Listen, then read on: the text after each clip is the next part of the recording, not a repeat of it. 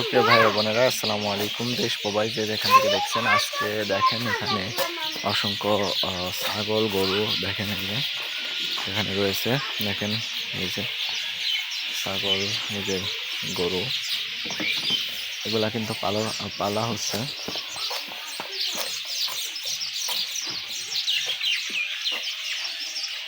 খুব সুন্দরভাবে কিন্তু পালা হচ্ছে এখানে।